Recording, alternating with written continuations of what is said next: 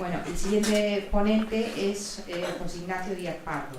Él nos va a hablar de la imagen frente al muro, un pacto renovado. José Ignacio es arquitecto por la Escuela Técnica Superior de Arquitectura de Madrid y doctor en Teoría del Arte por la Universidad de Málaga.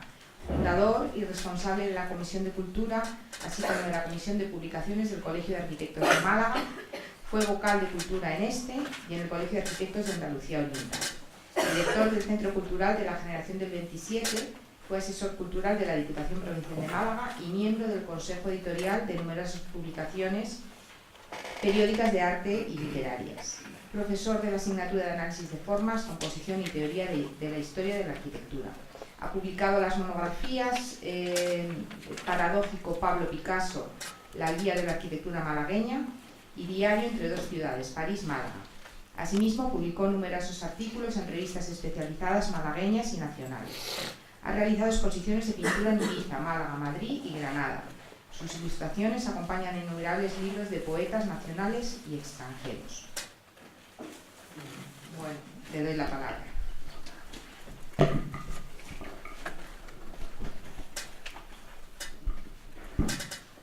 Muchas gracias, Patricia, por la presentación.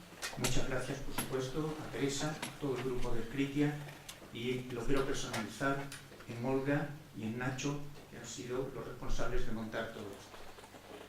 Como tenía el tiempo tasado, he sido muy avaro en el desarrollo de los distintos puntos que voy a tratar. La lectura me permite el control de ese tiempo para intentar someterme a las normas que me dieron. Por lo tanto, me van a disculpar si lo leo en vez de improvisar.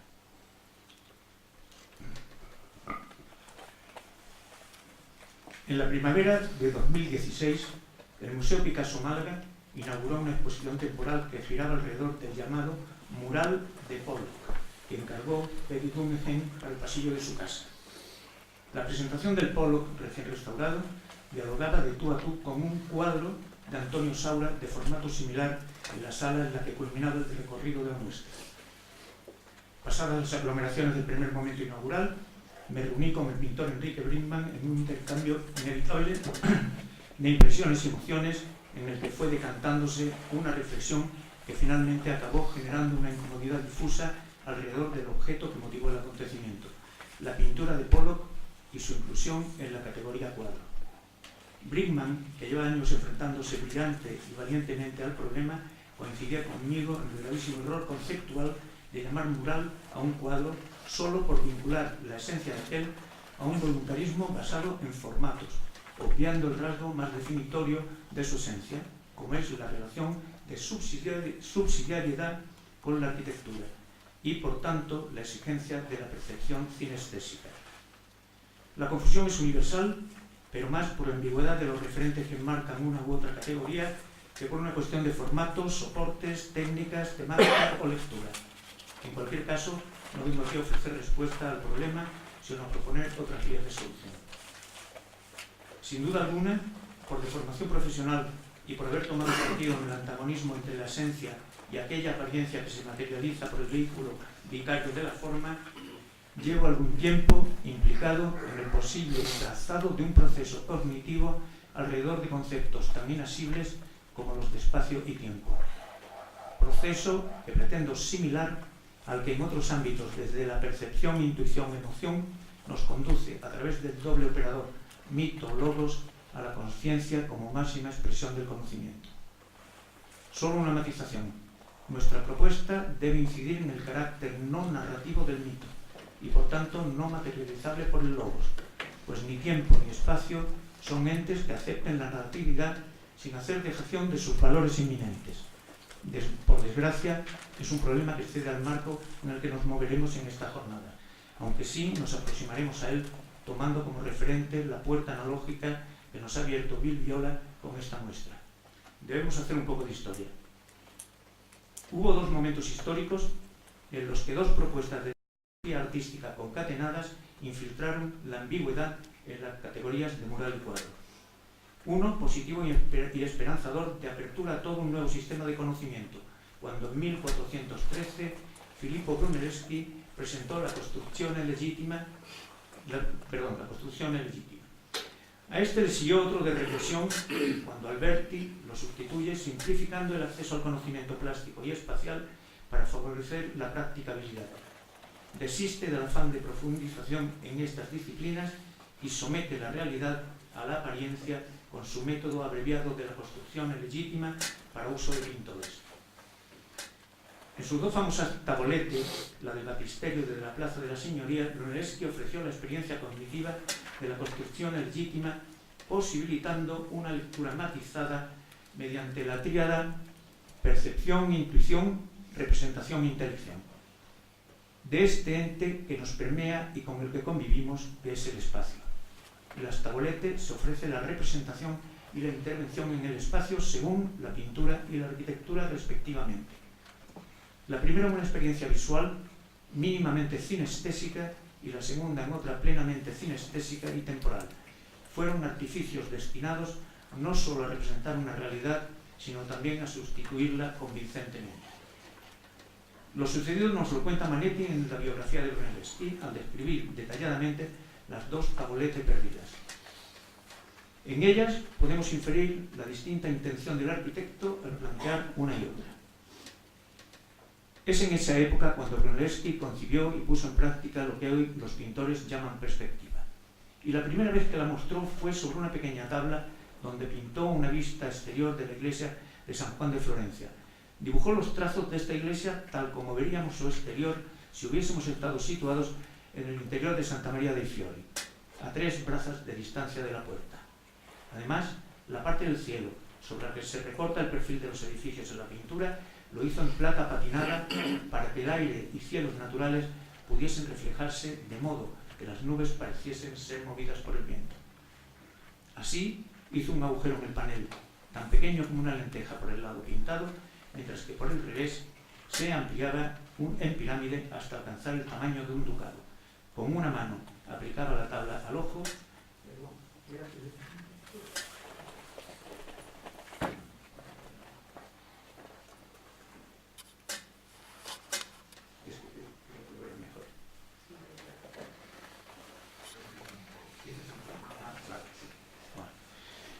Así hizo un agujero en el panel tan pequeño como una lenteja por el lado pintado, mientras que por el revés se ampliaba en pirámide hasta alcanzar el tamaño de un ducado.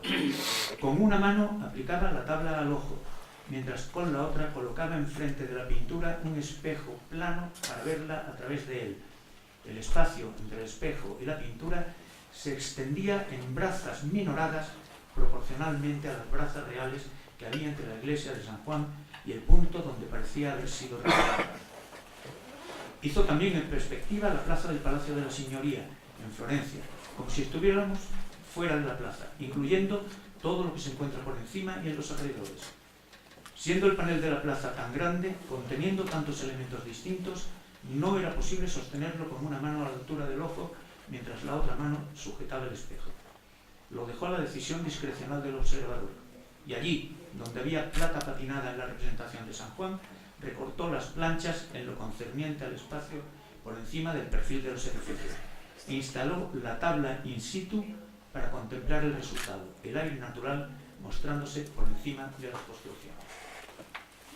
Brunelleschi es un arquitecto que considera el espacio intuido como esencia de la arquitectura y materia principal de su ejercicio, pero también entiende que no se puede disociar el problema de la arquitectura del de su representación, ni el de la representación de la arquitectura del de la arquitectura de la representación.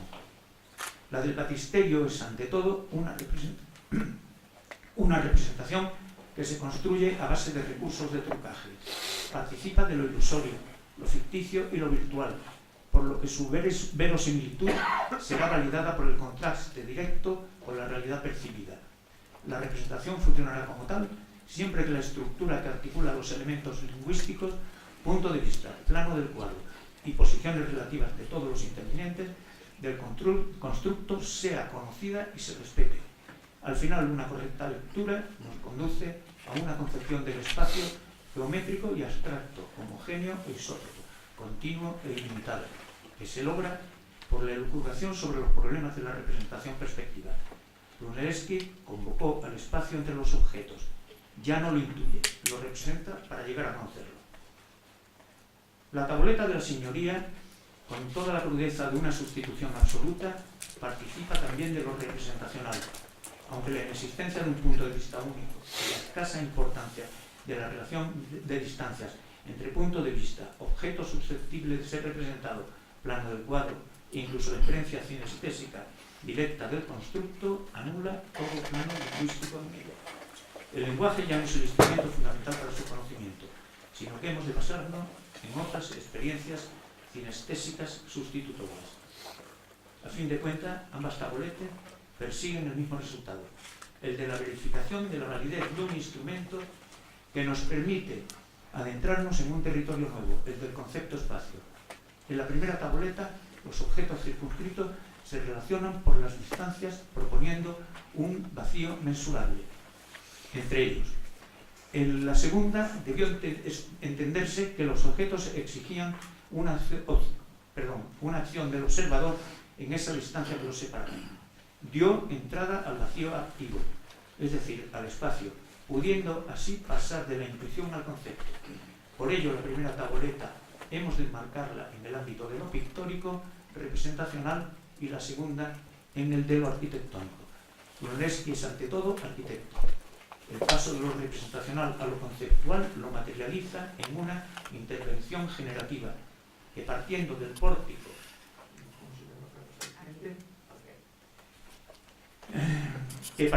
pórtico del Hospital de los Inocentes culmina en San Lorenzo, iglesia y sacristía nueva.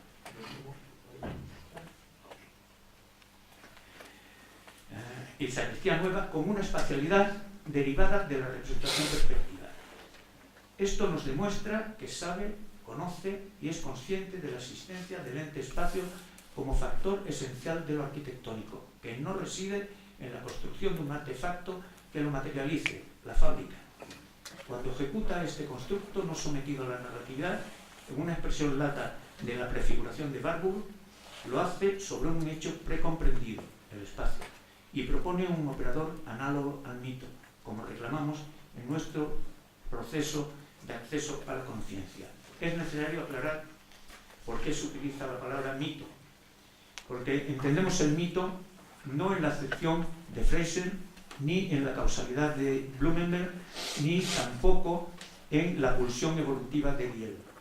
Entendemos el mito como la configuración nueva de una acción precomprendida cuya finalidad es la de resolver conflictos planteados en la relación entre el yo y lo otro. Será Alberti, un humanista de laboratorio formado en todas las disciplinas clásicas, quien intente profundizar en la aportación brunelleschiana, en un aparente avance que camufló un gran retroceso en lo conceptual. A la complejidad de la construcción legítima, Alberti contrapone un método abreviado que se centra en un mundo físico controlable por los objetos conocidos, sean edificios o personas.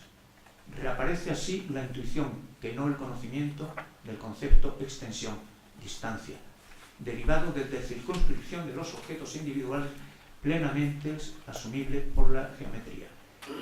En arquitectura lo explicita en la fábrica con la creación de un posible lenguaje universal gramaticalmente estructurado por la composición mediante glosas de los sintagmas clásicos, idea que condicionó la historia de esta disciplina hasta la aparición del movimiento moderno. En pintura su influencia fue aún más normativa. Trivializa la construcción legítima con su receta para pintores, el método abreviado. Alturcello, de la Francesca, Filarete y Vasari, entre otros, pusieron grandes reparos. Sobre todo, la pintura deriva hacia el concepto restrictivo cuadro, como la unidad formularia de un periodo retórico, una frase correcta en la que cada unidad superior se deduce lógicamente de los elementos de rango inferior. El propio Alberti plantea una contradicción clave que impide llegar a representar y alcanzar la consciencia del concepto espacio. Sobrepasa su recurso práctico de la circunscripción para volver a replegarse sobre ella, pero ya no por la luz que resbala sobre la forma, sino por el efecto del viento sobre los accesorios agitados que tanto interesaron a Warburg. ¿Cómo salir de ello? Botticelli es un pintor canónicamente albertiano, tanto que podríamos decir que es el primero en ser consciente del nacimiento del concepto cuadro como consecuencia de la creación del plano del cuadro del método abreviado. Realiza una pintura de nítido carácter mueble por su carga utilitaria, ornamental y decorativa. En el inventario de propiedades de una rama de los Medici, realizado en Florencia en 1499, se apunta un sofá letuccio de 319 centímetros con destino a servir de pie al cuadro de Botticelli La Primavera, de 314 centímetros de largo, colocado en el Palacio Medici de la Vía Lunga. El hecho de que en la actualidad el término cuadro sea genérico para la pintura no debe hacernos olvidar que lo que ahora matizamos en su contraposición a la pintura mural. Si en este aspecto Botticelli participa del ideario albertiano, en representación el pintor, superando a Alberti, retoma la trayectoria que consideramos correcta. Se va a servir de ese otro recurso instrumental que hemos mencionado, los accesorios agitados de Barbour, que son patos. Si se ven como imágenes supervivientes, son culturalismos icónicos y representación de descripciones visuales si provienen de las reglas del oficio de Cennino Cennini, pero son, dialógicamente, la representación de la entrada en acción de un elemento inexistente en la composición cuando ésta es resultado de la circunscripción albertiana. Ese ente, perceptualmente activo, pero no consciente, es lo inexistente que se materializa como espacio mediante el viento. Es decir, si consideramos el viento como el instrumento directo para la materialidad o representación del movimiento de un algo, nos es posible entender este algo a través de su fisicidad como un objeto. No sabemos del proceso, sino de los rastros que deja visibles. En esos bordes del proceso, en las huellas, reconocemos la existencia del objeto y, por tanto, el objeto es susceptible de circunscripción. Luego el viento, movimiento del objeto vacío, probablemente espacio, deviene causa interna. Este objeto susceptible de circunscripción, que nosotros ahora sabemos que es espacio, puede ser así tomado en consideración para pasar del concepto al concepto desde la representación y el logos, articulando una serie de entradas perceptuales, fundamentalmente distancia y conciencia cinestésica, en un constructo precomprendido coherente con la intuición. En el nacimiento de Venus, tras una tímida presencia en la primavera, bajo la apariencia representacional de la circunscripción albertiana, el vacío no es la nada, es algo que se muestra en una primitiva representación sígnica por la vía indirecta del viento que mueve los cabellos de Venus y el manto con el que quieren cubrir su desnudez, ondulaciones, accesorios, ropajes agitados, a los que Barbour asigna ser expresión del pato. Tras las aportaciones de Alberti en la disciplina, de Brunelleschi en los hechos arquitectónicos, el muro, y de Botticelli en la representación pictórica, la imagen, se ha alcanzado un punto próximo a la formulación del mito, y los agentes en nuestros planteamientos tienen sus posiciones predeterminadas. Veamos, la composición de un cuadro, que según Alberti es la relación entre los objetos circunscritos, es la respuesta a una dialéctica de confrontación entre la geometría propia del plano del cuadro y la de la propuesta plástica.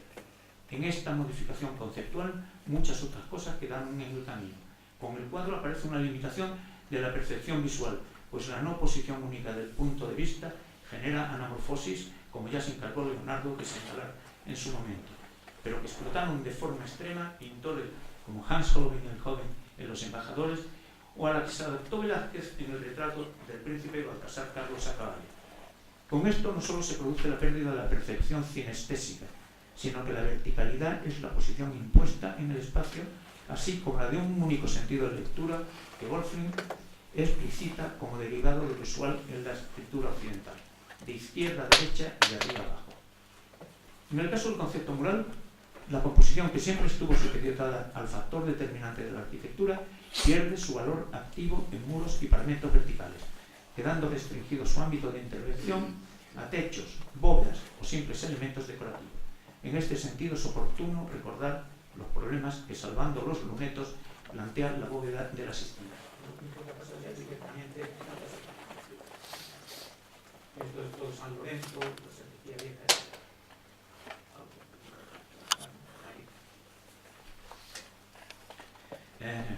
Plantea la bóveda de la Sistina, en la que la pintura mural, resuelta en elementos arquitectónicos claramente decorativos, enmarca auténticos cuadros de imposible lectura cinestésica o de pinta de punto de vista único, si no se les aísla del conjunto.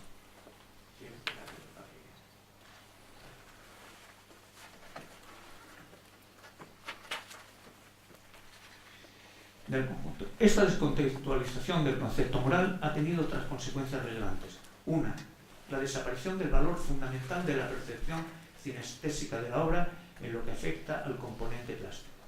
Además, la pérdida de una arquitectura de asignación, simbiosis perfecta entre estas dos artes de diseño que dijo Vasari, presente desde los orígenes del arte, con la pintura parietal paleolítica y pasando por templos, catedrales, palacios, alcanza a los coetáneos de estos artistas y arquitectos citados en la planta alta de la Farnesina de Peruzzi en Roma y los efectos del manierismo en la Sala de los Gigantes, con la que se dota de sentido definitivo al Palacio del Té en Mantua de Giulio Romano. Por otra parte, nunca a un mural se le ha forzado con un sentido de lectura que no proviniese del propio valor cinestésico que imponía la arquitectura en la que estaba in situ. Apuntemos como ejemplo el Juicio Final de la Sistina o la Galería de las Batallas del Escorial. Desde luego, nada de ello aplicable al citado mural de Polo, pues ni el pasillo al que estaba destinado marca otra restricción que la del formato, por tanto geometría interna del plano del cuadro, ni su composición sugiere ninguna limitación perceptual cinestésica de itinerancia como impondría el uso del espacio en el que está ubicado. Las cosas seguirán así durante todo el tiempo que fueron válidas las normas plásticas y arquitectónicas impuestas por Alberti, pero en el siglo XIX la invención del daguerrotipo socavará el edificio de la pintura, que estaba construido sobre voluntarismo y carencias de conocimiento. El plano del cuadro empieza a tambalearse por la interferencia del encuadre fotográfico, por lo que su geometría ya no puede imponer ninguna ley en la composición. También se desvincula el punto de vista del de fuga y del de posición del observador, a causa de la aparición del objetivo de la cámara, aunque siguen persistiendo los problemas derivados del formato al que no puede poner en crisis la fotografía, evidentemente limitada por cuestiones técnicas. Pero no acaba ahí la impugnación de las tesis plásticas albertianas que impusieron el concepto cuadro. La aparición de la imagen en movimiento incorpora otro elemento al debate. Un antiguo motivo de nuestro interés, el tiempo, que no es posible percibir si no es mediante su proyección sobre sistemas perceptuales ajenos a su naturaleza, pues existe sin nosotros, nos es anterior y seguirá después de nosotros, permeando el ser y el no ser, el yo y lo otro. Nos es incontrolable. Solo la imagen en movimiento, en cierta medida, y la música, por su perfección conceptual, imponen y liberan la temporalidad, como dice Steiner. En la imagen en movimiento, la experiencia cinestésica es suplida sinestésicamente con la movilidad de la cámara, por lo que el concepto mural no puede resurgir con los mismos referentes de la época prealbertiana. Bill Viola se expresa mediante vídeos, no cuadros, no murales, aunque el soporte de sus imágenes sean el lienzo de la pantalla, el plasma o el muro de un espacio singular. Y en varios aspectos nos ofrece el brazo franco para solucionar el conflicto entre los dos soportes de la plástica que nos han motivado a escribir este texto. Con la intervención sinestésica de la dimensión temporal a la que comprime, dilata, cambia el sentido de su flecha cuando vuelve al pasado como un resultado tan natural de su transcurrir como el avance hacia el futuro, tiende un nuevo puente entre las dos orillas de la materialización pictórica en cuadro y mural. Proponemos una ilustración en la obra La Ascensión de Tristán, que hemos visto hoy de nuevo algunas fotografías, algunas diapositivas y también lo que tuvimos ocasión de verlo ayer. Salvando la morosidad del tempo en la sucesión de los fotogramas, disculpen la inexactitud técnica, el movimiento ascendente de la cascada está resuelto por una inversión de la flecha del tiempo. Para ello, Leibniz y Deleuze mediantes se apoyan en la vía mística, por la que los efectos de la fuerza física de la gravedad son suplidos visualmente mediante la inversión, como si de un movimiento ascensional religioso se tratase. Obviando los insoportables problemas de la anamorfosis resueltos por nuestros mecanismos perceptuales, este recurso técnico sorprendentemente acaba deslizándonos desde nuestra posición física de observador a otra virtual, desde el punto de vista real frontal al plano de proyección a otro cenital sobre el objeto de la representación. Es decir, una experiencia cinestésica intelectual no vinculada ni a la arquitectura ni a los conductos circulares que nos hacen conscientes de nuestra posición especial, sino a una operación puramente mental que excede con mucho a debates sobre formatos, soportes o técnicas. Muchas gracias.